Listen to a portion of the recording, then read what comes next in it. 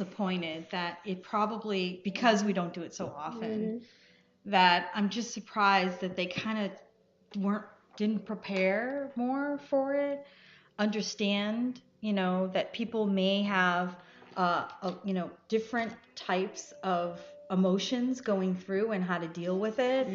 Uh, I was a little bit surprised because we don't do it so often. Right. So you're thinking when you do something that doesn't happen very often in the organization, you're going to take the time and the energy to kind of think through the process and how to do it. Yeah. No, you're right. I think you're right. I mean, maybe, they could have been more prepared, but, and you're looking at it a little bit differently than I am, that, you know what, I think there was just a lot of incredible sadness that day, and people really just didn't know how to deal with it on both sides. Whether it was our bosses or the people from human resources or whomever it happened to be with us, they were just probably as sad, delivering the message as we were sad getting the message. I don't know. I know that's, I think, one of the difficult things when you go through some of the things. I guess maybe you can prepare, but maybe how much do you go into it? But as we talked about before, I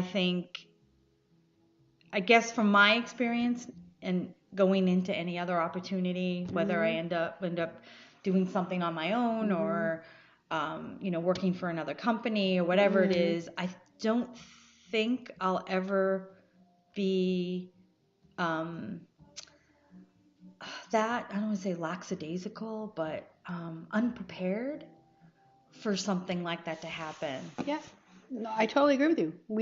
This is the one experience, the good thing from this is that you need to always be ready. That this might happen again, and it could happen, 6 months into a brand new job when we find new jobs. It could be anything, but you've got to be ready. That's why, taking those phone calls from headhunters, making sure your resume is updated all the time, because you just never really know. There's so much pressure out there, and maybe the market has turned around some, and who knows why, it has, but it doesn't matter. It just doesn't matter. It's about you guys, all of us, being prepared for this to happen at any point in time. It's important. It is. How's the wine? Do you like the wine? The wine is very good. It's very tasty. And by the way, we're right now we're drinking a nice bottle of Moscata. It's from Moscata Vineyards. It's a nice Cabernet.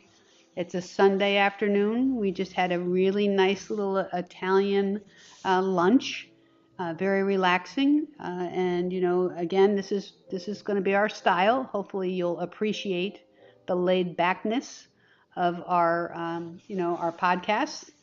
But it's important because the situation itself is very, very stressful. So if, however we can help eliminate some of that stress that you're feeling, as you embark on this journey, or you're in the middle of the journey, or whatever it happens to be, we want to make sure that we can help in that way. And I think one of the things that helps from a stress reduction or just being able to deal with it a little bit better, I think, is having little milestones of actions to kind of get through, even if it is just trying to understand how you're going to transition out. Like Shelley and I just finished a checklist of all the questions and things that we have to ask about our severance package, about, some things were termed as part of retirement, and things that we didn't know exactly, like what it meant. How what it meant, how do we leave, who do we pass this to and that to, what are all the things that, we have to leave off and when. And I think for me, that really helped me kind of say, look, if I get through these things, I've accomplished something, I've moved on to the next step, I'm that much closer, to my, other door that's opening up. Yep, the better door. The better door. Yeah, absolutely. And I think, the fact that, we're talking a little bit about we had found out, a week ago, and then the very next day, Linda and I had already had plans to go out to dinner and, just relax. And we thought, well, you know what? We just got fired. We probably shouldn't go out to dinner. Maybe we'll just order some pizza, have some wine at my house and relax.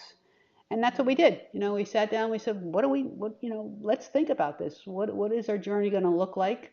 And, how do we become better prepared? And it was really cool because we just sat down and we just said, well, let's just kind of like look at our resumes now and how bad are they?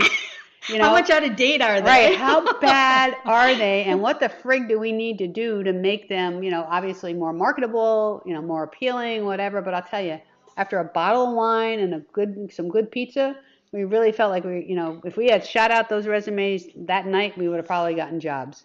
I don't think it would have happened, but we were really feeling good like that. We were feeling very good. And but the other thing that I think that excited me was that, Shelley, you have to talk about a little bit about where the idea about the podcast came from, because I think that has kind of kept me kind of excited, because never done a podcast. It sounded like a fun idea. But you listen to them all the time. I listen to them incessantly. Right. I am always have and my I earbuds. Don't. But she's always got her stuff on, her shit on, and listening, which is really cool. Earbuds on, podcast on, big podcast person. She had no idea what it was. No. I mean, I knew of him, but I never listened to it. No, so anyway, so a friend of mine, this friend George, who's a youngin, he's a millennial, and he's like, you know what? I let him in on what was going on in my life. I literally saw him that very next day.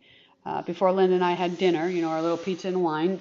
And he said, why don't you guys, what about getting into like podcasts and doing something like that? And I said, that might be really cool, to do some podcasts. And then the more he talked about it, I thought, we should really do something. And Linda and I started talking about the fact that let's talk about our journey, and everything we're feeling and stuff. But it was because of George. So George, big shout out to you, man, because, we just wouldn't have thought about it, as a potential way to just get our feelings out there.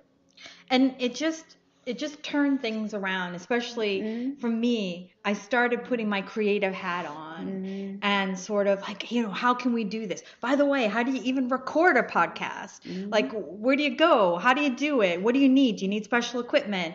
Like, all of that just got my juices going.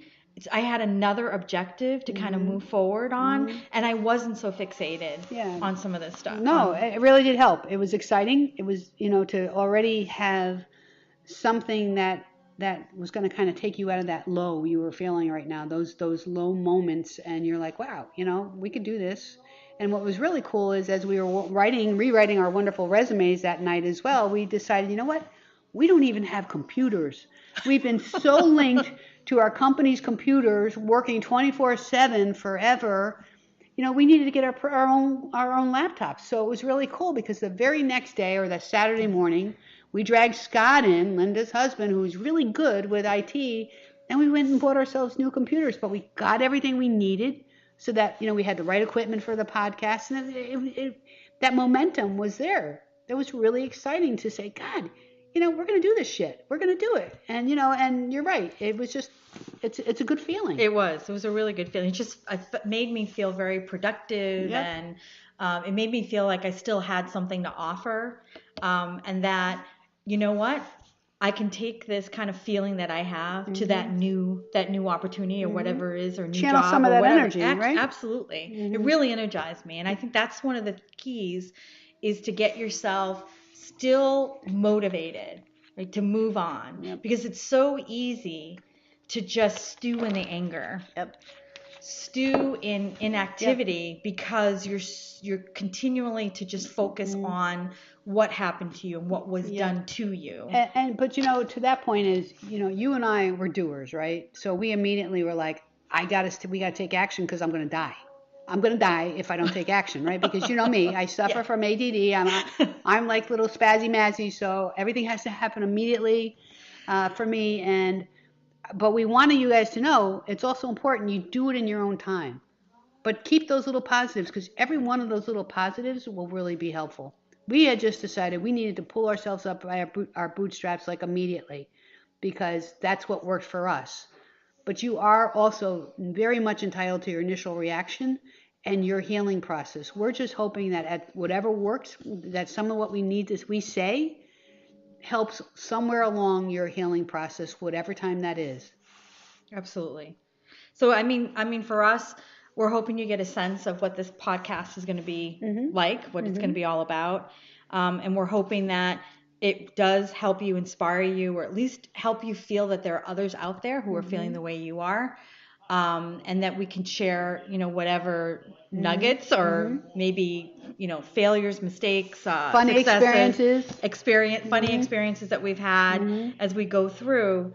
But, hopefully give you some nuggets of information that you can take away as you go through. And our thinking is on our next one is really kind of delve into what were those things that we immediately did? Like, what did we find that was useful on getting the resumes up? LinkedIn stuff, like, the connections with people and sort of what to ask from people. Because I'll tell you, when this happens immediately in an organization, people feel bad. Yep.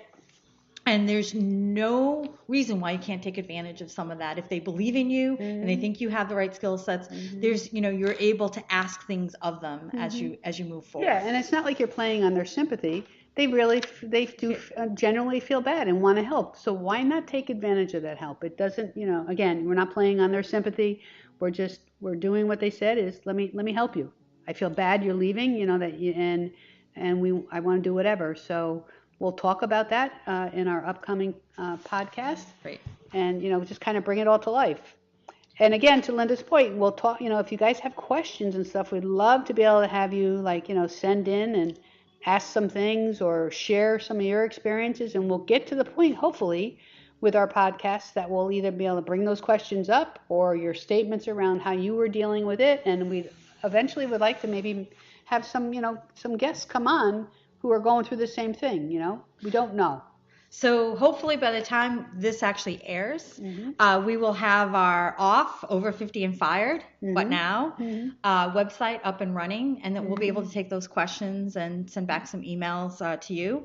But stay tuned for podcast Number two, all about what to do next when you find out. Right. So remember, this is a journey, and we hope you stay on our journey with us to move on. Thanks. Thank you very much. Bye-bye.